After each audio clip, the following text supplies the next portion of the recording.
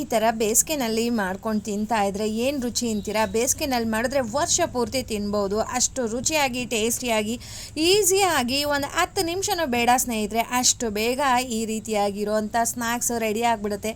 Side dish ಅಂದರೂ ಕೂಡ ತಪ್ಪಾಗಲ್ಲ, ಬಾಯಿಲಿಟ್ರೆ ಕರ್ಗೋಗುತ್ತೆ ರೀ, ಅಷ್ಟು ಟೇಸ್ಟಿಯಾಗಿ ಮತ್ತು ತುಂಬ ರುಚಿಯಾಗಿ ಇರೋ ಅಂಥ ರೆಸಿಪಿ. ಬನ್ನಿ ಇದನ್ನು ಹೇಗೆ ಮಾಡೋದು ನೋಡ್ಕೊಂಡು ಬರೋಣ. ನೀವು ಮೆಜರ್ಮೆಂಟ್ ಯಾವ್ದು ಬೇಕಾದರೂ ತೊಗೊಳ್ಬೋದು, ಇದೇ ಅಳತೆ ಅಂತ ಏನಿಲ್ಲ, ಇದಕ್ಕೆ ಬೇಯಿಸೋದು ಬೇಡ, ರುಬ್ಬೋದು ಬೇಡ, ಅಳತೆ ಕೂಡ ಬೇಡ ನಿಮಗೆ ಅಂತ ಜಸ್ಟ್ ಇಲ್ಲಿ ತೋರಿಸ್ತಾ ಇದ್ದೀನಿ ಅಷ್ಟೇ. 1 ರಿಂದ 1.5 ಕಪ್ಪಷ್ಟು ನಾನಿಲ್ಲಿ ಅವಲಕ್ಕಿ ತೊಗೊಂಡಿದ್ದೀನಿ. ಇದನ್ನು ನಾವು ಅವಲಕ್ಕಿ ಉಪ್ಪಿಟ್ಟಿಗೆಲ್ಲ ಉಪಯೋಗಿಸ್ತೀವಲ್ವ, ಗಟ್ಟಿ ಅವಲಕ್ಕಿ, ಆ ಅವಲಕ್ಕಿ ತೊಗೊಂಡಿರೋದು. ಇದನ್ನು ಸುಮಾರು ಸಲ ಇದನ್ನು ಚೆನ್ನಾಗಿ ತೊಳಿಬೇಕಾಗತ್ತೆ, ಒಂದು 3 ರಿಂದ 4 ಸಲ ಚೆನ್ನಾಗಿ ನೀರು ಹಾಕ್ಕೊಂಡು ತೊಳಿಬೇಕು. ನೀವು ನೋಡ್ತಾ ಇದ್ರೆ ಎಷ್ಟು ಡಸ್ಟ್ ಇದೆ ಅಂತ ಹೇಳ್ಬಿಟ್ಟು, ನೀರು ಕಲರ್ ನೋಡಿ ಎಷ್ಟು ಡರ್ಟಿ ಆಗಿದೆ. ಸೊ ಇದಕ್ಕೋಸ್ಕರನೇ ಒಂದು 3 ರಿಂದ 4 ಸಲ ಚೆನ್ನಾಗಿ ಇದನ್ನು ತೊಳಿಬೇಕಾಗತ್ತೆ. ನೋಡಿ ಇವಾಗ ತೊಳ್ಕೊಂಡು ಬಂದಿದ್ದೀನಿ. ಇದು ಗಟ್ಟಿ ಅವಲಕ್ಕಿ, ಪೇಪರ್ ಅವಲಕ್ಕಿ ಅಲ್ಲ ಸ್ನೇಹಿತರೆ. ಜಸ್ಟ್ ಇದಕ್ಕೆ ನೀರನ್ನು ಹಾಕಿ ಒಂದು 3 ನಿಮಿಷ ನೆನೆಯೋದಕ್ಕೆ ಬಿಟ್ಬಿಡ್ಬೇಕು. ನೀರು ಎಷ್ಟು ಹಾಕಬೇಕು ಅಂತ ಹೇಳಿದ್ರೆ ಅವಲಕ್ಕಿಗೆ ಈಕ್ವಲ್ ಆಗಿ ಹಾಕಬೇಕು. ನೋಡಿ ಅವಲಕ್ಕಿಗಿಂತ ಮೇಲೇನೂ ಇರಬಾರ್ದು, ಕಡಿಮೆನೂ ಇರಬಾರ್ದು. ನೋಡಿ ಜಸ್ಟ್ ಈ ಥರ ಹಿಂಗೆಲ್ಲ ನೀಟಾಗಿ ಸೆಟ್ ಮಾಡಿದ್ರೆ ಅವಲಕ್ಕಿ ಸಮಕ್ಕೆ ನೀರು ಇರಬೇಕು. ಇಷ್ಟನ್ನು ಹಾಕಿಬಿಟ್ಟು ಒಂದು 5 ನಿಮಿಷನಾದರೂ ಬಿಟ್ಬಿಡಿ, ಸಾಕಾಗತ್ತೆ. ಒಂದು 2-3 ನಿಮಿಷಕ್ಕೆ ನೆಂದಿರುತ್ತೆ, ಬಟ್ ಇರಲಿ ಅಂತೇಳಿ 5 ನಿಮಿಷಕ್ಕೆ ಹೇಳ್ತಾ ಇದ್ದೀನಿ. ಇವಾಗ 5 ನಿಮಿಷ ಆಗಿದೆ, ನೀರನ್ನೆಲ್ಲ ಚೆನ್ನಾಗಿ ಅಬ್ಸರ್ವ್ ಮಾಡ್ಕೊಂಡಿದೆ. ನೋಡಿ ನೀವು ನೋಡ್ತಾ ಇದ್ದೀರಾ, ಚೆನ್ನಾಗಿ ಅಬ್ಸರ್ವ್ ಮಾಡ್ಕೊಂಡಿದೆ. ಇದು ಕರೆಕ್ಟಾಗಿರೋ ಅಂಥ ಅದ. ನೀರು ಕಮ್ಮಿ ಆದರೂ ಕೂಡ ಚೆನ್ನಾಗಿರೋದಿಲ್ಲ, ಮತ್ತು ನೀರು ಜಾಸ್ತಿ ಆದರೂ ಕೂಡ ಚೆನ್ನಾಗಿರೋದಿಲ್ಲ. ಇದನ್ನು ಮಿಕ್ಸಿ ಮಾಡೋದಕ್ಕಿಂತ ಮಿಕ್ಸಿ ಮಾಡಿದ್ರೆ ಅಷ್ಟು ಚೆನ್ನಾಗಿ ಬರೋದಿಲ್ಲ, ಗಂಟು ಅಂತ ಅನಿಸುತ್ತೆ. ಬಟ್ ಈ ರೀತಿಯಾಗಿ ಕೈನಲ್ಲೇ ಚೆನ್ನಾಗಿ ಸ್ಮ್ಯಾಶ್ ಮಾಡ್ಕೊಳ್ಬೇಕು ಸ್ನೇಹಿತರೆ. ಇಲ್ಲ ಸ್ಮ್ಯಾಶರ್ ಇದೆ ಅಂದರೆ ಅದ್ರಲ್ಲಿ ಬೇಕಾದರೂ ಮಾಡ್ಕೊಳ್ಬೋದು. ಕೆಲವೊಬ್ಬರು ಮಿಕ್ಸಿಗೆ ಹಾಕ್ತಾರೆ, ಮಿಕ್ಸಿಗೂ ಹಾಕ್ಬೋದು, ಬಟ್ ನಾನಿಲ್ಲಿ ಕೈನಲ್ಲೇ ಮಾಡ್ತೀನಿ. ತುಂಬ ಚೆನ್ನಾಗಿ ಬ್ಲೆಂಡ್ ಆಗುತ್ತೆ. ನೋಡಿ ಇದಕ್ಕೆ ಎಕ್ಸ್ಟ್ರಾ ನೀರು ಹಾಕೋ ಅವಶ್ಯಕತೆನೇ ಬರೋದಿಲ್ಲ, 1 ಸ್ಪೂನ್ ಎಣ್ಣೆ ಕೂಡ ಬೇಡ ಸ್ನೇಹಿತರೆ. ನೋಡಿ ಈ ರೀತಿಯಾಗಿ ಚೆನ್ನಾಗಿ ನಾದ್ಕೋಬೇಕಾಗತ್ತೆ. ಇದು ನಾದೋದಕ್ಕೂ ಮುಂಚೆ ಸ್ವಲ್ಪ ರುಚಿಗೆ ಉಪ್ಪನ್ನು ಹಾಕ್ಕೊಳ್ಳೋಣ. ಸ್ವಲ್ಪ ಉಪ್ಪು ಸಾಕು, ಅದು ಬಿಸಿಲಲ್ಲಿ ಒಣಗಿದ ಮೇಲೆ ಕಡಿಮೆ ಆಗಿಬಿಡುತ್ತಲ್ವ, ಆವಾಗ ಉಪ್ಪು ಜಾಸ್ತಿ ಅಂತ ಅನಿಸುತ್ತೆ. ಸೊ ತುಂಬಾ ಕಡಿಮೆ ಉಪ್ಪನ್ನು ಹಾಕ್ಕೊಬೇಕಾಗತ್ತೆ.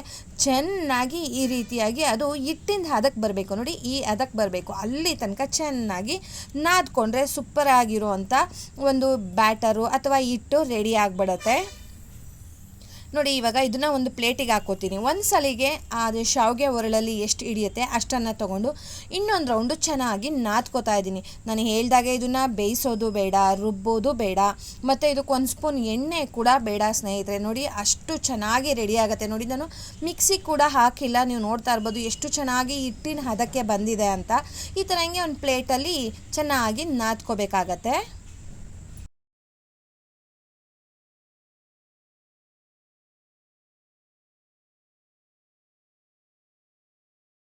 ನಾವು ಶಾವಿಗೆ ಮಾಡ್ತೀವಲ್ವ, ಆ ರೀತಿಯಾಗಿರುವಂಥ ಸಣ್ಣ ಕಣ್ಣಿರೋ ಅಂಥ ಒರಳಿಗೆ ಹಾಕೋತಾ ಇದ್ದೀನಿ. ಇದನ್ನು ಪ್ಲೇಟು ಇದರಲ್ಲಿ 2 ಥರ ಬರುತ್ತೆ, ದೊಡ್ಡದಾಗಿರೋ ಅಂಥದ್ದು ಬರುತ್ತೆ, ಈ ಥರ ಸಣ್ಣಕ್ಕಿರೋ ಥರದ್ದು ಬರುತ್ತೆ. ನೋಡಿ ಜಸ್ಟ್ ಈ ರೀತಿಯಾಗಿ ಹಿಂಗೆ ಸರ್ಕಲ್ ಥರ ಮಾಡಿ ಸ್ವಲ್ಪ ಬಿಟ್ಟರೆ ಆಯಿತು. ತುಂಬ ದಪ್ಪ ಮಾಡೋದು ಬೇಡ, ಬಿಸಿಲಲ್ಲಿ ಒಣಗೋದಕ್ಕೆ ಸ್ವಲ್ಪ ಟೈಮ್ ತೊಗೊಂಡ್ಬಿಡುತ್ತೆ. ನೀವು ಈ ರೀತಿಯಾಗಿ ಸ್ವಲ್ಪ ತೆಳುವಾಗಿ ಮಾಡೋದ್ರಿಂದ 1 ದಿನ ಅಥವಾ 2 ದಿನಕ್ಕೆ, ಬಿಸಿಲು ಚೆನ್ನಾಗಿತ್ತು ಅಂತ ಹೇಳಿದ್ರೆ 1 ದಿನಕ್ಕೆ ಚೆನ್ನಾಗಿ ಇದು ಬಂದುಬಿಡುತ್ತೆ. ಇಲ್ಲ ಅಂದರೆ 2ನೇ ದಿನಕ್ಕೆ ತುಂಬ ಚೆನ್ನಾಗಿ ಒಣಗಿಬಿಡುತ್ತೆ. ನಾನಿಲ್ಲಿ ಒಂದು ಪ್ಲಾಸ್ಟಿಕ್ ಪೇಪರ್ ಮೇಲೆ ಮಾಡ್ತಾಯಿದ್ದೀನಿ, ಈಸಿಯಾಗಿ ಬಂದುಬಿಡುತ್ತೆ ಅಂತ. ನೀವಿಲ್ಲ ಅಂದರೆ ಒಂದು ಕಾಟನ್ ಬಟ್ಟೆ ಮೇಲೆ ಬೇಕಾದರೂ ಹಾಕ್ಕೊಳ್ಬೋದು. ಸೊ ಇದೇ ರೀತಿಯಾಗಿ ಪ್ರತಿಯೊಂದನ್ನು ಮಾಡಿಕೊಂಡು ನಾನು ಬಿಸಿಲಲ್ಲಿ ಒಣಗೋದಕ್ಕೆ ಇಡ್ತಾ ಇದ್ದೀನಿ. ನೋಡಿ ಎಷ್ಟು ಸುಲಭವಾಗಿ ಈಸಿಯಾಗಿ ಬರ್ತಾ ಇದೆ ಅಂತ ನೀವೇ ನೋಡ್ತಾ ಇದ್ದೀರಾ. ತುಂಬ ಚೆನ್ನಾಗಿ ಬರ್ತಾಯಿತ್ತು, ಕೈ ಕೂಡ ಅಂಟೋದಿಲ್ಲ, ಅಷ್ಟು ಚೆನ್ನಾಗಿ ನಾದ್ಕೊಂಡಿದ್ದೀವಿ. ನೋಡಿ ಎಷ್ಟು ಚೆನ್ನಾಗಿ ಬರ್ತಿದೆ ಅಂತ. ಸ್ವಲ್ಪ ಕೂಡ ಏನೂ ಅನಿಸೋದಿಲ್ಲ, ಅಯ್ಯೋ ಹಾಳಾಗ್ತಾ ಇದೆ ಅಥವಾ ಕೈಗೆಲ್ಲ ಅಂಟ್ತಾ ಇದೆ, ಅಲ್ಲೆಲ್ಲ ಕಟ್ ಆಗ್ತಾ ಇದೆ, ಆ ಥರ ಏನೂ ಬರೋದಿಲ್ಲ. ನಾನು ಹೇಳಿರೋ ಅಂಥ ಮೆಥಡ್ ಒಂದನ್ನು ಫಾಲೋ ಮಾಡಿ ಸಾಕು. ನೋಡಿ ಇವಾಗ ನಾನು ಬಿಸಿಲಿಗೆ ಒಣಗೋದಕ್ಕೆ ಅಂತ ಇಟ್ಟಿದ್ದೀನಿ. ಎಲ್ಲದನ್ನು ಕೂಡ ನಾನಿಲ್ಲಿ ಈ ರೀತಿಯಾಗಿ ಪೇಪರ್ ಮೇಲೇ ಹಾಕಿದ್ದೀನಿ, ಚೆನ್ನಾಗಿ ಒಣಗತ್ತೆ ಅಂತ. ನೋಡಿ ಇದು 2ನೇ ದಿನ, ಇನ್ನು ಸ್ವಲ್ಪ ಒಣಗಬೇಕಿತ್ತು, ಸೊ ಅದಕ್ಕೇ ಹಾಗೆ ಬಿಟ್ಟಿದ್ದೀನಿ. ಎಲ್ಲದನ್ನು ಒಂದು ಪ್ಲೇಟಿಗೆ ತೊಗೊಂಡು ಒಣಗೋದಕ್ಕೆ ಇಡೋಕ್ಕೆ ಅಂತ ಹೇಳ್ಬಿಟ್ಟು ಹಾಗೆ ಇಟ್ಟಿದ್ದೀನಿ. ಇನ್ನು 1 ದಿನ ಒಣಗಿಸಿದ್ರೆ ತುಂಬ ಚೆನ್ನಾಗಿ ರೆಡಿಯಾಗಿತ್ತು. ನೋಡಿ ಇವಾಗ ಇಲ್ಲಿ ಎಣ್ಣೆ ಬಿಸಿ ಆಗಿದೆ, ಮೀಡಿಯಮ್ ಫ್ಲೇಮ್ನಲ್ಲಿ ಬಿಸಿ ಮಾಡಿಕೊಂಡ್ರೂ ಸಾಕು. ಎಣ್ಣೆಗೆ ಹಾಕಿದ ತಕ್ಷಣ ಹೂ ಥರ ಹರಳುತ್ತೆ ರೀ, ಅಷ್ಟು ಚೆನ್ನಾಗಿ ಬರುತ್ತೆ ಈ ಒಂದು ಶಾವಿಗೆ ಸ್ನ್ಯಾಕ್ಸ್ ಅಂತ ಹೇಳ್ಬೋದು. ವಿತಿನ್ ಫ್ರ್ಯಾಕ್ಷನ್ ಆಫ್ ಸೆಕೆಂಡಲ್ಲಿ ಹರಳಿಬಿಡುತ್ತೆ. ಜಾಸ್ತಿ ಟೈಮೇ ತೊಗೊಳ್ಳೋದಿಲ್ಲ ಇದು ಬೇಯೋದಕ್ಕೂ ಕೂಡ. ನೋಡ್ತಾ ಇದ್ದೀರಾ ಎಷ್ಟು ಚೆನ್ನಾಗಿ ಬಂದಿದೆ ಅಂತ. ತುಂಬ ಈಸಿಯಾಗಿ ಸುಲಭವಾಗಿ 5ರಿಂದ 6 ನಿಮಿಷ ಒಳಗಡೆ ಈ ಒಂದು ರೆಸಿಪಿಯನ್ನು ಮಾಡಿಬಿಡ್ಬೋದು. ಒಬ್ಬರೇ ಕೂಡ ಮಾಡ್ಕೊಳ್ಬೋದು ಸ್ನೇಹಿತರೆ, ಇನ್ನೊಬ್ಬರು ಬೇಕು ಅನ್ನೋ ಅವಶ್ಯಕತೆನೇ ಬರೋದಿಲ್ಲ. ನೀವು ನೋಡ್ತಾ ಇದ್ದೀರಾ ಎಷ್ಟು ಚೆನ್ನಾಗಿ ಬಂದಿದೆ ಅಂತ ನೋಡಿ, ಹಾಗೇ ಪುಡಿ ಪುಡಿ ಆಗ್ತಾ ಇದೆ. ಸೊ ನೀವು ಕೂಡ ಈ ಒಂದು ಈಸಿಯಾಗಿರೋ ಅಂಥ ರೆಸಿಪಿಯನ್ನು ಟ್ರೈ ಮಾಡಿ.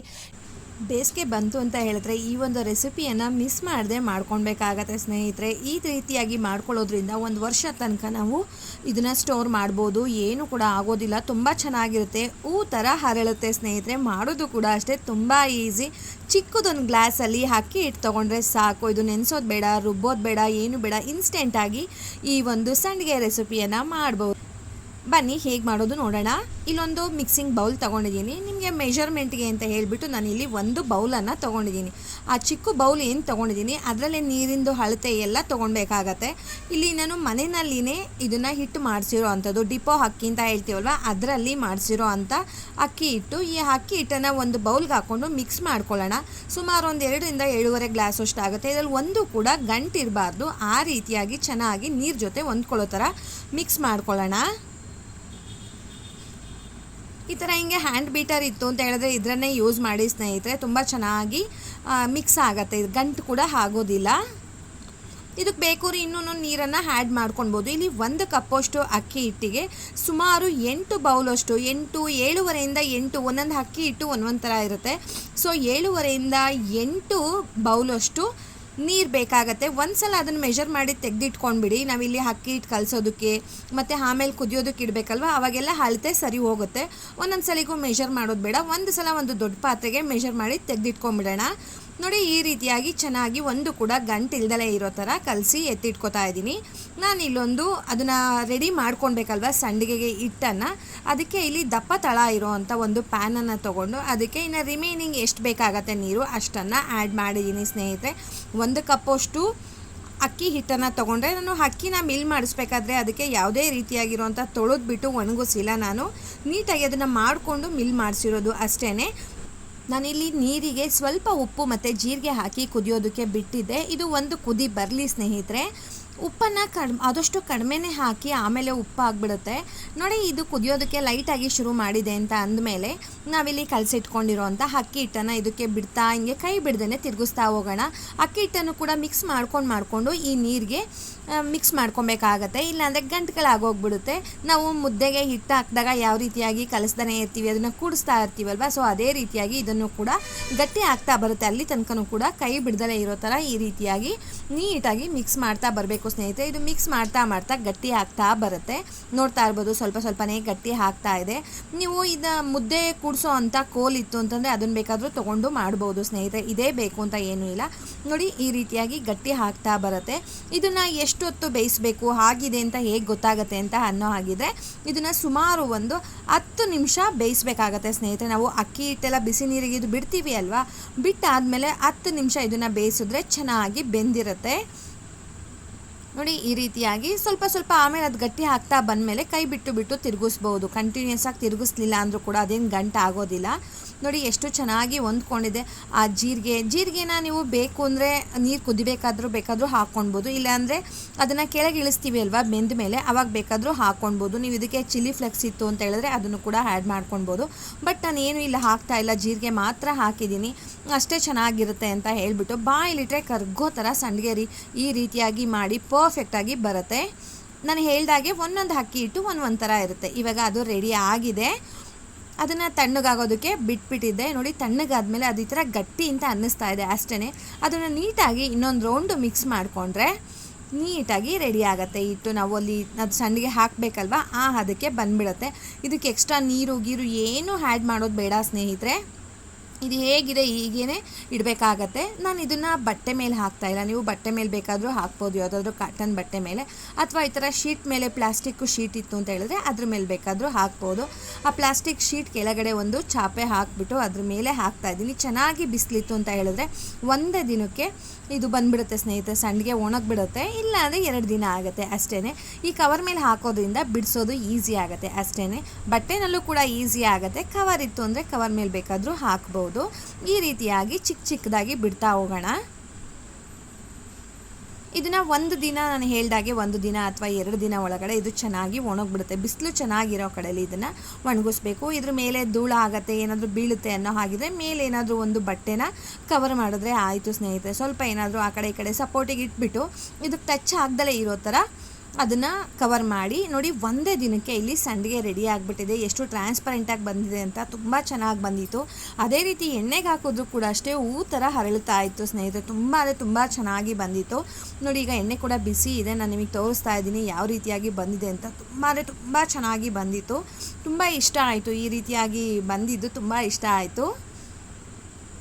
ಸೊ ಇದೇ ರೀತಿಯಾಗಿಯೇ ಎಣ್ಣೆನ ಮೀಡಿಯಮ್ ಫ್ಲೇಮ್ನಲ್ಲಿ ಬಿಸಿ ಮಾಡಿಕೊಂಡು ಸ್ವಲ್ಪನೇ ಹಾಕ್ಕೊಂಡು ಇದನ್ನು ಕರೆದು ತೆಗೆದಿಟ್ಕೊಂಡ್ರೆ ಸೂಪರಾಗಿರೋವಂಥ ಟೇಸ್ಟಿಯಾಗಿರೋ ಅಂಥ ಬಾಯಿಲಿಟ್ರೆ ಕರ್ಗೋ ಥರ ಪೇಪರ್ ರೀತಿ ಬಂದಿರೋ ಅಂಥ ಸಂಡಿಗೆ ರೆಡಿ ಆಯಿತು ಸ್ನೇಹಿತರೆ. ನಿಮ್ಮೆಲ್ಲರಿಗೂ ಕೂಡ ಈ ಒಂದು ವಿಡಿಯೋ ಇಷ್ಟ ಆಗುತ್ತೆ. ಮಿಸ್ ಮಾಡದೆ ಈ ಒಂದು ರೆಸಿಪಿಯನ್ನು ಟ್ರೈ ಮಾಡಿ. ಯಾರೆಲ್ಲ ಟ್ರೈ ಮಾಡ್ತೀರಾ ಕಮೆಂಟ್ ಮಾಡೋದನ್ನು ಮರಿಬೇಡಿ ಸ್ನೇಹಿತರೆ. ತುಂಬ ಚೆನ್ನಾಗಿ ಇನ್ಸ್ಟೆಂಟಾಗಿ ಮಾಡೋ ಅಂಥ ರೆಸಿಪಿ. ಚಿಕ್ಕ ಗ್ಲಾಸಲ್ಲಿ ತೊಗೊಂಡ್ರೂ ಸಾಕು, ಮನೆ ಮಂದಿಯೆಲ್ಲ ತಿನ್ನುವಷ್ಟು ಸಂಡಿಗೆ ರೆಡಿ ಆಗಿಬಿಡುತ್ತೆ. ಫಸ್ಟ್ ಟೈಮ್ ಮಾಡ್ತಾಯಿದ್ದೀನಿ ಅಂತ ಅನ್ನೋ ಹಾಗಿದ್ರೆ ಚಿಕ್ಕ ಗ್ಲಾಸಲ್ಲೇ ಮಾಡಿ.